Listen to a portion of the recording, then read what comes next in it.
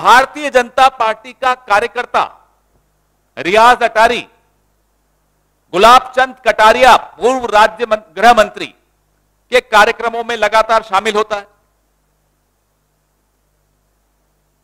Bharatiya Janata party के स्थानीय नेता अपनी फेसबुक पोस्ट में रियाज भाई, हमारे भारतीय जनता पार्टी के कार्यकर्ता रियाज भाई कहकर संबोधित करते हैं।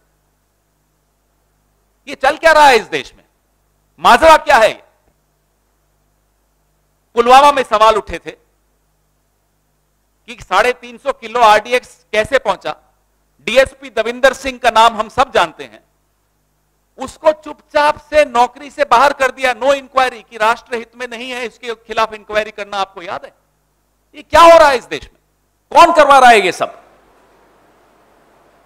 एक के बाद एक दुर्घटनाएं होती हैं, एक के बाद एक हमले होते हैं और सवाल ज्यों के त्यों, कोई जवाब नहीं, कोई उत्तर नहीं। प्रधानमंत्री चुप, गृह मंत्री चुप, पूरी दुनिया भर की बातें करवा लो मोदी जी से, करते रहेंगे, घूमते रहेंगे, बोलते रहेंगे, विपक्ष को कोसेंगे विदेशों में जाकर।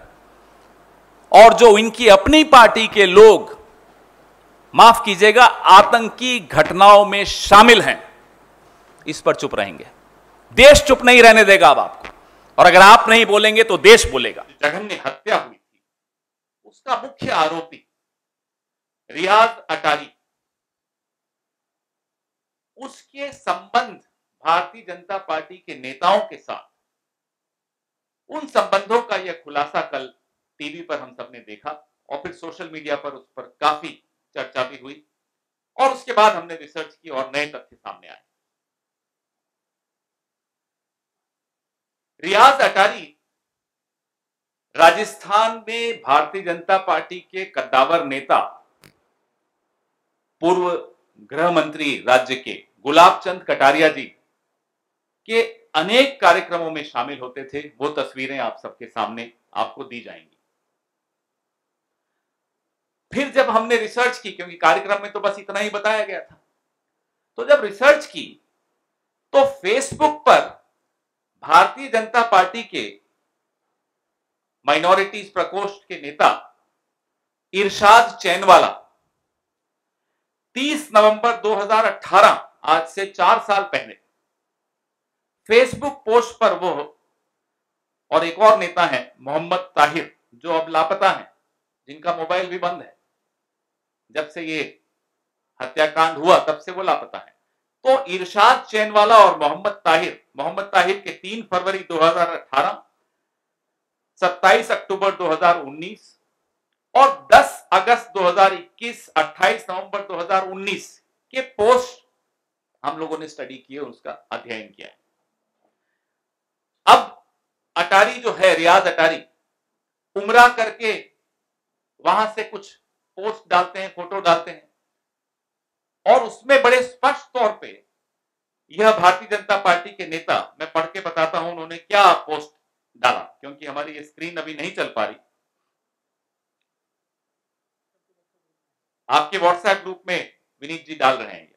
ये हमारे बीजेपी कार्यकर्ता उदयपुर राजस्थान के रियाज अटारी भाईजान ने हमारे वतन हिंदुस्तान में अमन व अमन के लिए दुआओं कर अल्लाह हमारे हिंद को सलामत रखे, आमीन।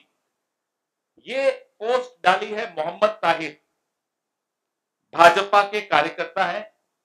मोहम्मद ताहिर कह रहे हैं रियाज अटारी के लिए कि ये हमारे भाजपा, उदयपुर भाजपा के कार्यकर्ता अटारी उमरा करने गए और देश में अमनो अमन की दुआ मांगी। इससे ज्यादा स्पष्ट क्या हो सकता है? लेकिन ये फेसबुक पोस्ट स्पष्ट करती है कि रियाज अटारी, कन्हैया लाल का हत्यारा, आतंकी रियाज अटारी भारतीय जनता पार्टी का सदस्य, सक्रिय सदस्य है। आज सूर्यास्त तक हम उम्मीद करते हैं कि ये तथाकथित राष्ट्रवादी पार्टी इस बात का जवाब देगी, इस देश को जवाब की इंतजार है।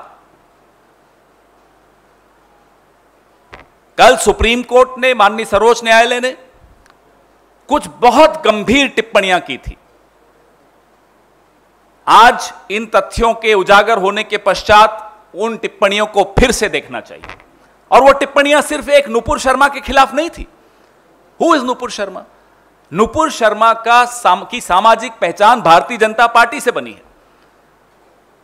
जब नुपुर शर्मा ने वो अल्फाज कहे पैगंबर साहब के खिलाफ, तब वो भारतीय जनता पार्टी की अधिकृत प्रवक्ता थी। उसके 10 दिन बाद तक नुपुर शर्मा भारतीय जनता पार्टी की अधिकृत प्रवक्ता थी। तो इसलिए अगर माननीय सर्वोच्च न्यायालय अगर नुपुर शर्मा के लिए कुछ कहता है तो वो टिप्पणियां भारतीय जनता पार्टी के लिए हैं। आखिर भारतीय जनता पार्टी और उसके नेता और उसके प्रवक्ता पूरे देश में धार्मिक उन्माद का वातावरण बनाने का प्रयास क्यों कर रहे हैं? यह सवाल हमारा पहला देश का सवाल है। सिर्फ आरोप तक सीमित रखने की तो कोई सवाल ही नहीं उठता। माननीय मुख्यमंत्री अशोक गहलोत जी के संज्ञान में यह तथ्य आए हैं। सरकार है वो सलाह मशविरा करके नियम कानून सम्मत कदम उठाएगी और आपको बहुत जल्दी उसकी जानकारी भी दी जाएगी। रही बात एनआईए की, तो हम यह सवाल उठा रहे हैं अब, तब नहीं उठाया था। तब स्वागत किया था अशोक गहलोत जी ने भी, और उन्होंने कहा था कि मेरी पुलिस और मेरा प्रशासन एनआईए को पूरा समर्थन देगा, पूरा सहयोग देगा। और हमने इस मंच से बैठकर एनआईए को सुपुर्द करने का स्वागत किया था। लेकिन ये नए तथ्यों के पश्चात एक बहुत बड़ा सवाल उठता है कि ये एनआईए का निर्णय केंद्र सरकार ने कुछ घंटों में ही लिया था, तो क्या इन तथ्यों को छिपाने के लिए लिया था? हम केंद्र सरकार से तो जांच की मांग नहीं कर रहे, हम केंद्र सरकार से जवाब की मांग कर रहे हैं। और रही बात जांच की, तो जैसा मैंने कहा, मुख्यमंत्री अशोक गहलोत जी के संज्ञान में ये नए तथ्य आए हैं। कानून सम्मत, नियम सम्मत क्या कदम उठाएंगे वो आपसे साझा किए जाएंगे बहुत जल्दी।